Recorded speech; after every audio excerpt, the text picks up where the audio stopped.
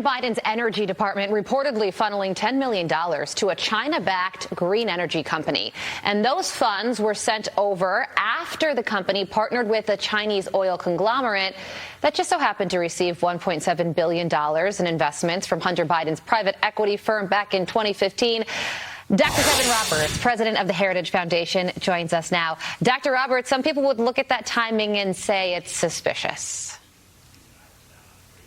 To say the least. And, you know, I was thinking this morning as I was reading the facts of this for the third time that it's like we're living in a dystopian novel. But I'm sorry. I really am sorry. As a proud American to report, it's all true. And the reason it's true is that this administration has set up an annex of the White House in Beijing, and two subsidiaries of that CCP-owned petroleum company are running basically these efforts. And so Hunter Biden has got to be investigated. Thankfully, the House Republicans are coming in with those plans. But I'll also say this, Carly, it's really important to note. There are rank and file agents in the FBI who are aware of what's going on, and we need them to stand up and do what's right for America and throw the flag and say it is time to bring this administration to account. The Heritage Foundation will always give them cover with our great analysts and researchers, and this is a cause of American national security.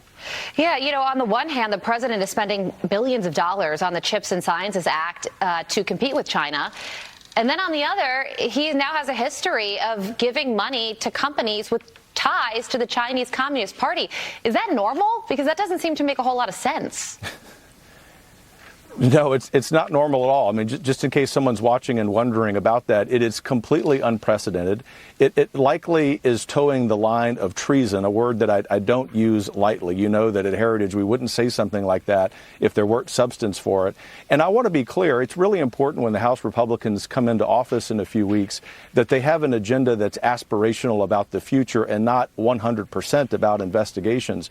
But in this case, for obvious reasons, it's really clear they need to use the power of oversight and the power of investigations to, as my colleagues like to say, show the receipts. And then we actually need to do something about it, going back to my point about the FBI also doing the right thing.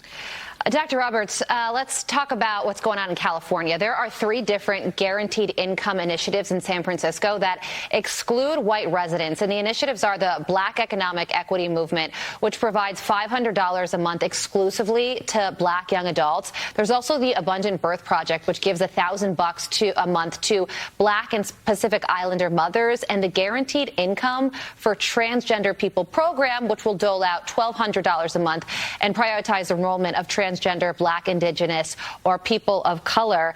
And now you have lawyers that are saying, hey, hang on a second. There are laws that ban programs that favor one race over the other. So is this legal?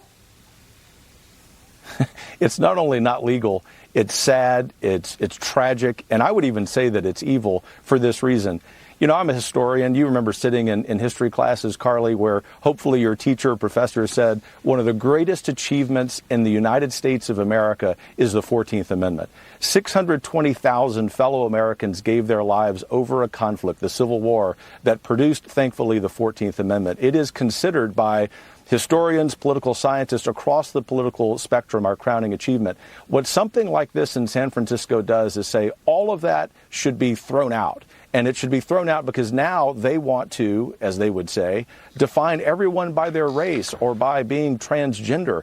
This is precisely the kind of thing that's wrong with modern America. And not to mention that just on the economic side, when you guarantee people an income, guess what they don't do?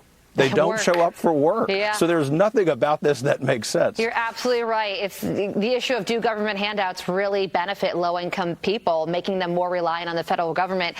Historically, it seems to not be beneficial. Dr. Roberts, thank you so much for joining us. We appreciate it.